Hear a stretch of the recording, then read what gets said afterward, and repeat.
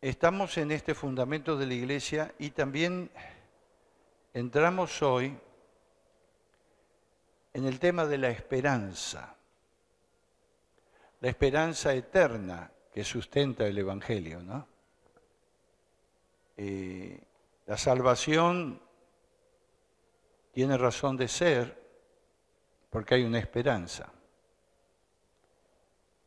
Si todo quedaría como dice la gente habitual, que nosotros conversamos a veces en el mundo, como que no termina todo con la muerte, entonces, ¿qué valor tendría la salvación?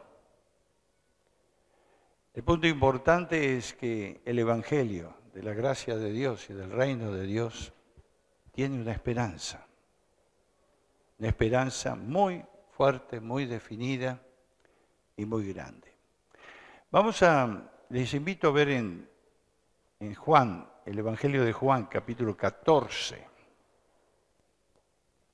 Allí tenemos una escritura, 14, después también en Juan 17,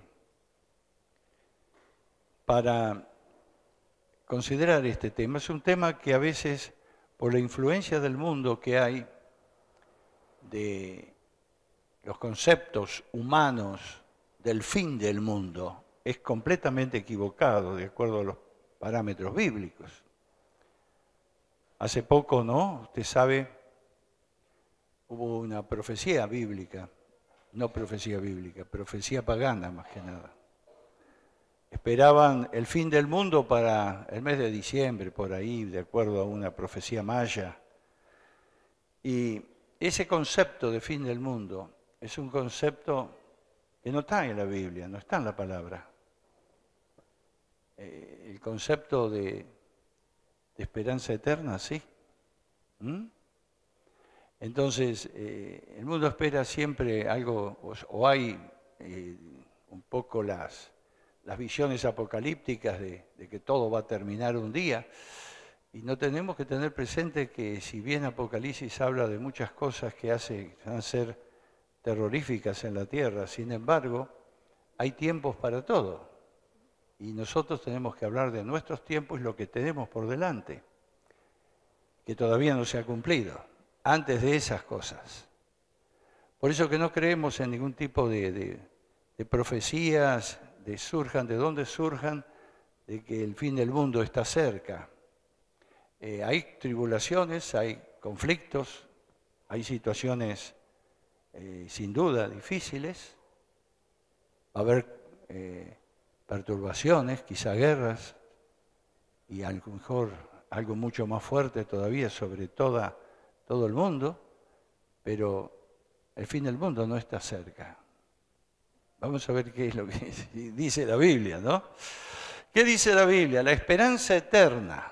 Mire lo que habla el Evangelio de Juan, hablando Jesús acá, versículos 2 y 3. ¿Qué dice? Leemos. En la casa de mi Padre muchas moradas hay. Si así no fuera, yo os lo hubiera dicho. Voy, pues, a preparar lugar para vosotros. Y si me fuere y os preparare lugar, vendré otra vez y os tomaré a mí mismo, para que donde yo estoy, vosotros también estéis. Vea qué palabra llena de esperanza, ¿no? De propósito ante la eminencia de lo que pueda venir. El Señor le dice, afirma, Jesús está afirmando aquí, por eso la promesa de Jesús es morar con Él en su casa. La casa de Jesús no es aquí, la casa de Jesús es los cielos. Dice, voy a preparar lugar. Él estaba a punto de terminar su misión aquí en la tierra y después ascendía a los cielos. Después de resucitar, después de morir en la cruz, resucitar, ascendía a los cielos y dice, le prometió a sus discípulos, voy a preparar lugar para todos vosotros. Interesante esta escritura, porque está hablando de algo que nos da un sustento a la fe en Cristo por el Evangelio. la promesa de Jesús es morar con Él en su casa. Es una promesa, sin duda, muy fuerte, que debemos tomar en la confianza que tenemos en Jesucristo como nuestro Salvador.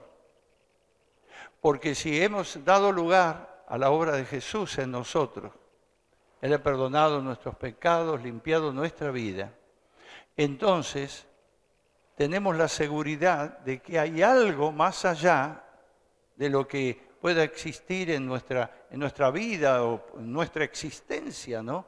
Y entonces Jesús le dice a los discípulos, yo voy a preparar lugar. Si me fuere, os prepararé el lugar. Aún vendré otra vez, dice. Así que está anunciando la segunda venida de Jesús, como se llama, que todavía no se ha concretado. Estamos esperando eso. Por eso, ¿qué fin del mundo si Jesús no ha venido todavía? Ni siquiera cuando Él venga va a haber fin del mundo. Entonces, Él dice, voy a preparar lugar. Y voy a tomarme a mí mismo para que donde yo estoy, ustedes también estén. Es una seguridad tremenda, ¿no? Y qué esperanza frente a la realidad de que nuestra existencia termine. Pero vea lo que dice Juan 17, 2 y 3, también hablando Jesús. Y está hablando de esta esperanza también. Juan 17, versículos 2 y 3. No es completo el primer versículo, pero leamos todo igual. A ver. Yo lo pongo básicamente lo que interesa al tema, ¿no? Pero leamos entonces Juan 17, 2 y 3. Como le has dado potestad sobre toda carne, para que dé vida eterna a todos los que le diste. Y esta es la vida eterna, que te conozcan a ti, el único Dios verdadero, y a Jesucristo, a quien has enviado. Bien, vea que lo que dice Jesús acá, vamos a leerlo todos juntos. Usted lo tiene, es el capítulo 17, versículos 2 y 3. Jesús está hablando aquí también de algo que tiene que ver con nuestra esperanza. ¿Cómo dice? A ver, leemos todos. ¿Cómo le has dado potestad sobre toda carne para que dé vida eterna a todos los que le diste? Y esta es la vida eterna, que te conozcan a ti, el único Dios verdadero, y a Jesucristo, a quien has enviado. Ahora vea, acá hay una promesa podemos decir, de la deidad, del Padre y del Hijo, acerca de la vida eterna. Él está hablando no de una vida que termina, ¿no? Vamos a ver después un poquito más todo lo que significa vida eterna. Pero la promesa incluye precisamente un compromiso por parte del Padre y por parte del Hijo de una existencia más allá de la muerte. Eso es lo que habla vida eterna. Pero a la vez con un conocimiento muy grande acerca de Jesús. Ahora, veamos un aspecto. La vida eterna es prometida a los que reciben el Evangelio de la gracia de Dios, a los que reciben a Jesucristo como su Salvador personal. Por eso la Biblia nos habla de vida eterna y de condenación eterna. Y las dos cosas siempre están bien definidas en la palabra. Estamos hablando ahora de la esperanza. Por eso los que creemos en Él tenemos una esperanza de vida eterna, ¿no? A ver, ¿qué es esto? ¿Cómo podemos definirlo? Bueno, la eternidad es más que un espacio de tiempo que nunca se termina. Es mucho más que eso. A veces por ahí escuchamos la expresión por siempre, por siempre, por siempre. La eternidad es más que un espacio de tiempo que nunca termina. La palabra traducida eternidad es aions, que significa perpetuo. Es una continuación sin interrupciones. Ahí hablamos de eternidad, la vida eterna. Y además Podemos decir que es el conocer a Dios, al Padre y a su Hijo Jesucristo. Hay aquí algo que tiene que ver con conocimiento más allá de lo que tenemos o podemos alcanzar, diríamos, en una simple decisión de aceptar a Jesús. Esto nos damos cuenta que la vida eterna comienza desde el momento que aceptamos a Jesucristo, del momento que tenemos a Él como nuestro Salvador y tenemos la seguridad que el perdón de sus pecados. No es que comienza el día que morimos, comienza ya.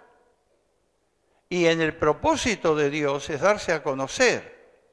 En este aspecto debemos ser, llegamos a un conocimiento mayor del pasado, presente y futuro.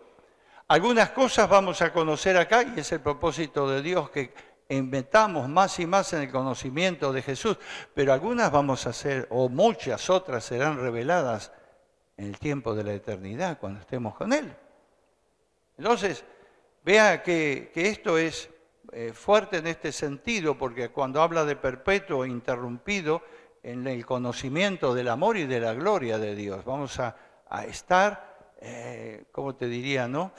No en un estado pasivo, en un estado activo, continuamente, conociendo más y más de sus glorias y de su amor.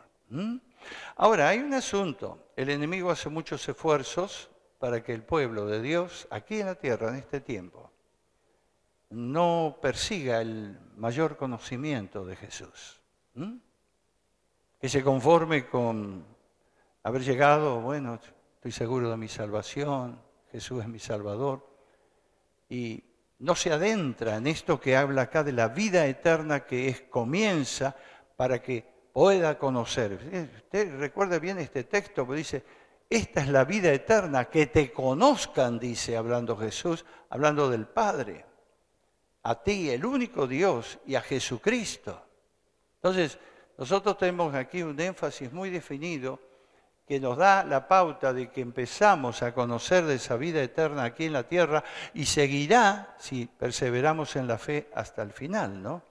Evidentemente esto que el enemigo no quiere que se den a conocer las bondades del reino de Dios aquí en la tierra, porque no le conviene, porque a más conocimiento de Jesús, a más conocimiento del Padre, vamos a tener mayor libertad para hablar y decir lo que estamos viviendo, lo que estamos experimentando. Estamos hablando de conocimiento espiritual, no conocimiento mental, porque para el conocimiento mental tenemos toda la Biblia, pero la Biblia no nos da todas las cosas. El Espíritu Santo nos revela. El espíritu de sabiduría y conocimiento espiritual, ténganlo presente, está hablando de ello. No obstante, sí, tenemos que leer la Biblia, tenemos que leer la palabra, tenemos que alimentar nuestro ser, es el conocimiento de las cosas divinas, todo lo que Dios ha estado haciendo a través de los tiempos. Esto es muy valedero y muy útil. Pero también tenemos que ver que en este perseguir las cosas de Dios nos lleva a la renovación de nuestra mente y precisamente allí está nuestra lucha. Pues tenemos que empezar a permitir esa lucha espiritual interior, porque el diablo no quiere que conozcamos más de Jesús. Nos quiere tener ahí mediocres, estancados, limitados, sin tener el pleno conocimiento de Él. Ahora vea, en 2 Corintios 10, 3, 6, un texto que hemos usado en otras circunstancias, pero vea qué interesante si lo podemos mirar ahora. Porque Pablo está hablando de una lucha. Y está hablando de lo que perseguimos. 2 Corintios 10, 3 al 6. ¿Qué nos dice, no? Pues, aunque andamos en la carne, no militamos según la carne, porque las armas de nuestra milicia no son carnales, sino poderosas en Dios, para la destrucción de fortalezas, derribando argumentos y toda altivez que se levanta contra el conocimiento de Dios, y llevando cautivo todo pensamiento a la obediencia a Cristo, y estando prontos para castigar toda desobediencia, cuando vuestra obediencia sea perfecta. Ahora, observe acá todo esto que está hablando de lucha, está hablando que no andamos en la carne, a pesar de que vivimos somos carne, estamos aquí en el aspecto de nuestro cuerpo y de nuestra alma por todo lo que pensamos y cosas que elaboramos. Somos carnales, ¿no? Como dice, pero no andamos en la carne. No militamos según la carne, pues si no seríamos como cualquier otro que no tiene esperanza, que no tiene a Cristo.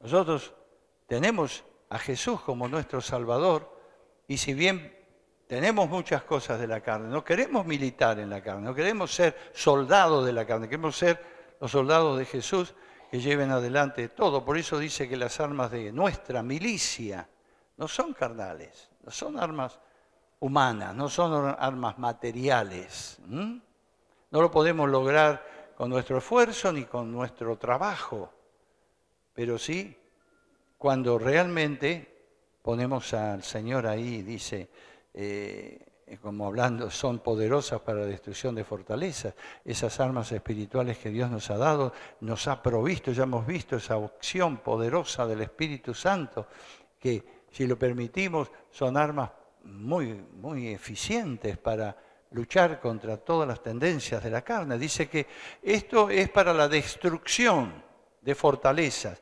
derribando argumentos y toda altivez que se levanta contra ¿qué? ¿Qué dice ahí? ¿Contra él? ¿Qué dice? Contra el conocimiento de Dios. Otra vez dilo. Contra el conocimiento de Dios. Bueno, una usted lo que dice el Señor allí en Juan capítulo 17. ¿Qué es la vida eterna? ¿Qué es la vida eterna? Hablando de qué? Que te conozcan a ti y al Hijo Jesucristo. Entonces, vea la importancia de esto, porque la acción del enemigo es que él se levanta siempre para evitar que conozcamos más de Jesús, para poner freno a esa obra de la gracia, ¿no? Entonces, Jesús declara muy enfáticamente, en la vida eterna, cuando comenzamos a caminar y andar, es que conozcamos a Jesús, que conozcamos al Padre, que conozcamos al Hijo. Y dice, y entonces hablando el apóstol Pablo dice, tantas cosas se levantan, dice, en la vida, por nuestra acción carnal y lo que recibimos del ambiente en donde vivimos y todo lo demás donde estamos, que es tan fuerte, en un sentido, se levantan con altivez en nuestros pensamiento y se levanta contra el conocimiento de Dios. Entonces, cuando se levanta contra el conocimiento de Dios, no estamos permitiendo esa obra de la gracia que es parte de la vida eterna prometida para nosotros, para que podamos asimilar y tener mucho más del Evangelio de Jesús y conociendo al Padre y conociendo al Hijo, ¿no? Entonces dice, lleve cautivo todo pensamiento y toda obediencia a Cristo. Diciendo, para romper, quebrar, y estando prontos para castigar toda desobediencia. Entonces esa es la apertura que nosotros tenemos que tener plenamente, porque en el conocimiento de Dios y en el conocimiento de Jesús somos llevados precisamente a la obediencia, a caminar como Él quiere que caminemos, que es para bendición, que es para mayor fluidez de su Espíritu Santo. Así que vea qué interesante es el punto, ¿no? Tenemos una esperanza, tenemos la vida eterna. Esta vida eterna nos lleva a conocer a Jesús y conocer al Padre, pero hay una lucha de nuestra carne, como dice Pablo acá en Corintios, que se levanta contra ello, que quiere prevalecer por encima de lo que es el mandato de Dios o la voluntad de Dios, a fin de que no mostremos las glorias de lo sobrenatural y del mundo maravilloso que Dios tiene preparado para nosotros. Vida eterna, conocer a Jesús. Pero también, vea un poquito esto, es vida perpetua, por siempre. A ver, un texto que todos los tenemos conocidos tan ampliamente, ¿no? Pero vamos a leerlo porque habla precisamente de esto, ¿no? En Juan 3:16, ¿qué dice, no? Lo podemos decir de memoria alguno, pero vea que Juan 3:16, que lo predicamos, lo anunciamos, lo mencionamos tanto y todo lo demás, nos está hablando de esta realidad. ¿Qué dice? Porque de tal manera amó Dios al mundo que ha dado a su Hijo unigénito, para que todo aquel que en él cree no se pierda, mas tenga vida eterna. Bueno, aquí tiene usted, para que no se pierda la realidad de por qué Jesús vino, por qué el amor del Padre, por qué Jesús vino. Para que el que cree no se pierda, sino que tenga vida eterna. Entonces, esta vida eterna, que es una vida perpetua, sin interrupciones, como ya vimos. Esto es lo que podríamos llamar con el término inmortalidad. ¿Qué significa esto? Cuando un hijo de Dios muere, sigue viviendo en el cielo. Eso es inmortalidad.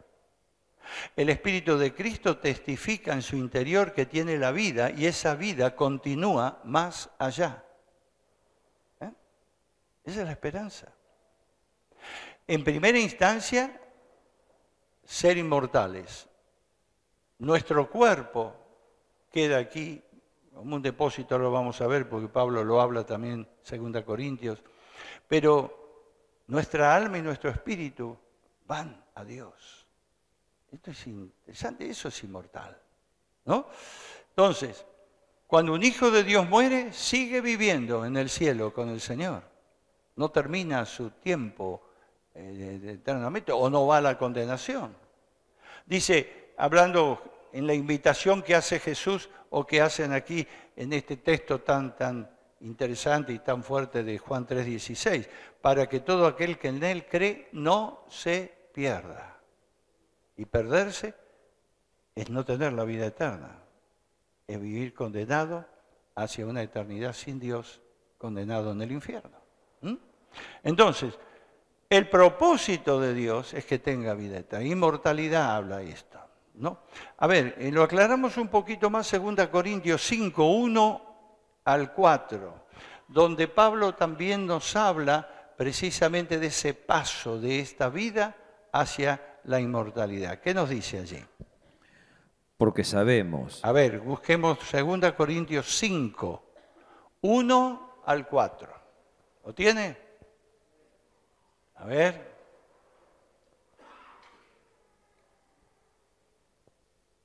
Esto es importante, tienes que saber en qué crees. Nadie tiene comprada la vida, ¿no? Entonces, tenemos que saber qué creemos. 2 Corintios 5, 1 al 4, ¿qué dice? Porque sabemos que si nuestra morada terrestre, este tabernáculo, se deshiciere, tenemos de Dios un edificio, una casa no hecha de manos, eterna en los cielos. Y por esto también gemimos, deseando ser revestidos de toda aquella nuestra habitación celestial, pues así seremos hallados, vestidos y no desnudos.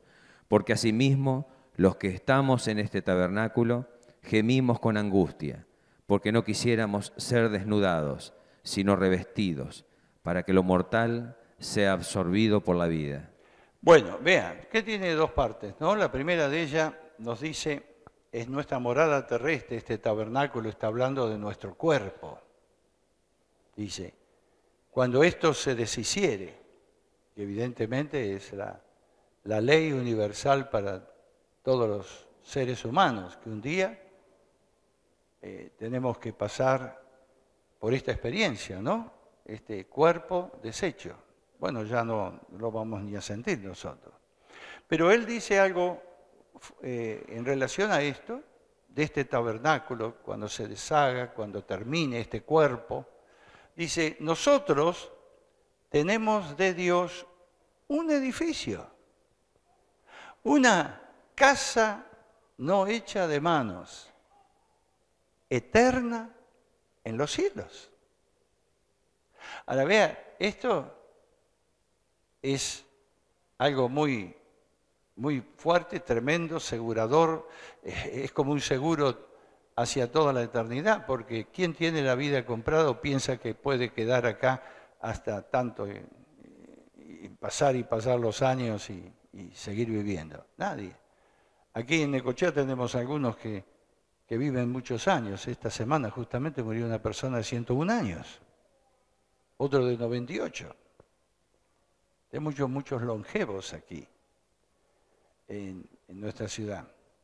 Pero un día, por más que sea, terminan. Hubo una persona, no sé si en Europa o en Asia, que vivió 130 años, pero terminó su vida. Ese tabernáculo se acaba, se deshace. Por más que sea, algunos más temprano, otros más tarde, algunos en la niñez, en la juventud, o en el adulto mediano, otros en la ancianidad, pero todos inexorablemente tenemos que llegar un día a que este tabernáculo, este cuerpo, se deshaga, se termine. ¿Y la esperanza dónde está? Dice Pablo. Que no tenemos un edificio como lo que tenemos acá, nuestras casas, nuestros refugios naturales, materiales, sino que tenemos de Dios un edificio, una casa no hecha de manos. Recuerde, ¿qué dijo Jesús? Voy pues a preparar ¿qué? Moradas para vosotros. Entonces, él no estaba hablando de moradas en algún lugar aquí en la tierra. Estaba hablando de las moradas en el cielo. Y no estaba hablando del lugar del trono de Dios, el tercer cielo, como hemos hablado, ¿no? No es el cielo que vemos aquí nada más, ni es tampoco todas las potestades celestiales que se levantan en contra, como hemos dicho, es el segundo cielo, sino que es el tercer cielo, el cielo del trono de Dios, donde Él fue a preparar lugar para sus hijos. Y eso es algo, porque con la muerte de Jesús y la liberación de Jesús de tantos que estaban esperando esa salvación, Él fue a preparar lugar para todos aquellos que en Él creyeran. Y bueno, dice acá el apóstol, una casa no hecha de manos, eterna en los cielos. Es la esperanza para nuestro cuerpo cuando se deshaga. Y por esto también gemimos, deseando ser revestidos de aquella nuestra habitación celestial. Está hablando algo más, como un revestimiento de todo nuestro ser en esa habitación que no es de aquí abajo, no es de la tierra, es de Dios, es lo celestial, ¿no? Siempre hablando del cielo. Pues si seremos hallados vestidos y no desnudos, porque quiero ese revestimiento, quiero ese obrar de Dios más y más, está diciendo él, para ser hallado, digamos, en esta condición. Estamos en este tabernáculo mientras estamos aquí, con este cuerpo, dice, gemimos con angustia, porque no quisiéramos ser desnudados. No queremos ser. Nadie ama la muerte, por lo menos. Yo no he escuchado mucho eso. Y si algunos quieren matarse, realmente no es porque aman la muerte, les lleva a su estado de depresión, de angustia y demás a ello. Pero dice, gemimos con angustia porque no quisiéramos ser desnudados, sino revestidos, para que esto mortal, mi cuerpo, todo esto que un día termina, sea absorbido por la vida. Qué interesante, una palabra, vuélvala a leer, permita que el Espíritu Santo trabaje con este texto de 2 Corintios 5, 1, 4, porque tenemos una esperanza cierta y algo poderoso que Dios ha preparado para su pueblo, para sus hijos, la vida eterna. La inmortalidad. El primer paso es la inmortalidad. El segundo paso de esta vida eterna es la resurrección de los muertos. No quedamos allí solamente con esto de ir al cielo y ser inmortales. Tenemos resurrección de los muertos. Y si bien es una doctrina bien establecida en la palabra de Dios, sin duda que tenemos mucho para hablar y hay muchas escrituras, pero quiero simplemente mencionar las escrituras porque no tendríamos mucho tiempo para hablarlo. Pero en 1 Corintios 15, versículos 13 y 14. Pablo, el apóstol, habla de la resurrección de los muertos. Son dos cosas, ¿eh? Inmortalidad es una. Uno se va, termina su vida en esta tierra, si confía en Jesús, se va a los cielos, a las moradas celestiales. Su alma, su espíritu es inmortal. Pero está prometido por Dios que un día habremos de resucitar. Qué tremendo, ¿no? No sé cómo lo va a hacer el Señor, pero Él tiene todo poder para hacerlo, ¿no? Con un cuerpo glorificado, sin duda. Bueno, 1 Corintios 15, 13, 14. Es todo un argumento muy fuerte que Pablo hace aquí en el apóstol, ¿no? En 1 Corintios, dado que se había divulgado que no había resurrección de muertos. Así que está un poco, no es todo completo esto, por eso lo leemos hoy y vamos a ampliarlo para la próxima clase. ¿Qué dice? Porque si no hay resurrección de muertos, tampoco Cristo resucitó. Y si Cristo no resucitó, vana es entonces nuestra predicación, vana es también nuestra fe. O sea, él liga aquí la resurrección de Cristo con la esperanza que nosotros tenemos de la resurrección de muertos. Él defiende brillantemente esto en esta carta, en esta parte de Corintios incluso. Habla de dónde está muerto tu aguijón, ¿no? Dónde sepulcro tu victoria. Ya, tenemos algo mucho más allá que inmortalidad. Y para que usted lo tenga también presente, es anunciado en relación a la segunda venida de Cristo. Ahí en 1 Tesalonicenses 4:16. ¿Qué dice?